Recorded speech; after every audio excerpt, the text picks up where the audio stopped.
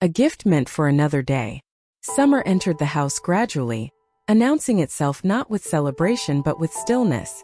The school bags were pushed aside, the mornings grew languid, and the afternoons stretched into long, unhurried hours.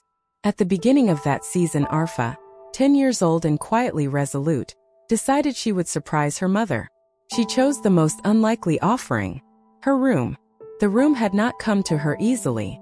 She had demanded it, argued for it, insisted she was old enough to have a space of her own, away from her younger brother. Before it belonged to her, it had been her grandmother's. After the old woman's death, it had been reduced to a storage room, a place where unused objects gathered dust and were left to age without purpose. Arfa lived in it now, but like many children, she had inherited the space without inheriting the responsibility of care. That morning she began slowly. She folded clothes that no longer fit, aligned books whose spines had curled with neglect, and wiped surfaces where dust had settled so thickly it seemed intentional. Each movement felt unfamiliar, almost ceremonial, as though she were disturbing a long-held silence. The room responded in fragments: faded smells, muted colors, objects remembering hands that were no longer there. At the back of a wooden cupboard, she discovered a stack of old saris. They were folded carefully, though time had loosened their discipline. Silk saris lay among cotton ones, their colors subdued but unmistakably rich. Deep maroons, tired golds, greens softened into moss. Arfa lifted them one by one, her fingers lingering on the cool smoothness of silk, aware she was touching something that belonged to another life. Between two silk saris she found a page. It was thin, yellowed, creased at the corners. Not misplaced but deliberately kept. It seemed to resist being treated as clutter. It was a letter. It had been written 10 years earlier by her grandmother and addressed to her mother. The handwriting was uneven, hesitant in places, yet unmistakably careful, each letter formed with patience, as though writing were an act of reverence rather than habit.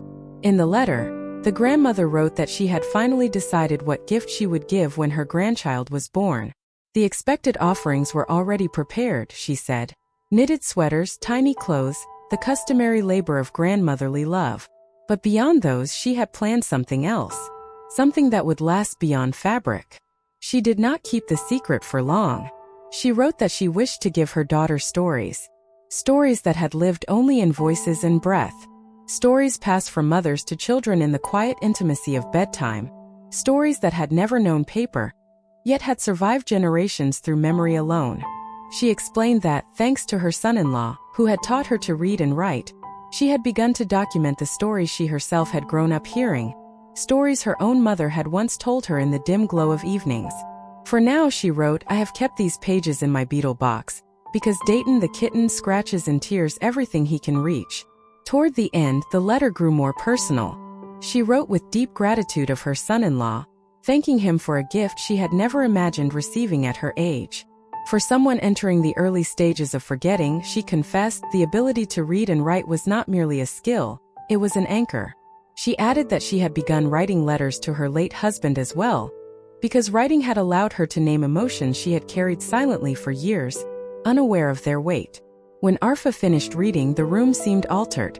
Her next search felt instinctive.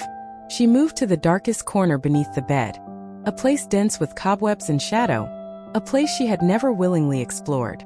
With measured hesitation, she reached into the gloom and pulled out an old beetle box, its surface dulled, its edges softened by use. Inside were many pages, all written in the same careful, childlike script. Each page held a story, preserved against erasure, waiting for a reader who had finally arrived. Arfa did not return to cleaning. She wrapped the beetle box and the letters in a sheet of elegant gift paper taken from her desk and carried them to the kitchen. Her mother stood by the counter, kneading dough for rotis. Her hands moved rhythmically, pressing and folding, dusted lightly with flour. The room smelled of wheat and warmth. When Arfa placed the wrapped bundle beside her, her mother paused, wiping her hands against the edge of her dupatta before opening it. As she saw what lay inside, her movements stilled. Her eyes filled, not suddenly but slowly, as though the recognition was unfolding from somewhere deep within her. She said nothing at first. She held the beetle box gently, as one might hold something fragile, something still alive with memory. Arfa had intended to surprise her mother with a clean room. Instead, she gave her something far more enduring, an inheritance shaped by hands long gone, a gift that had been waiting quietly among silk and dust.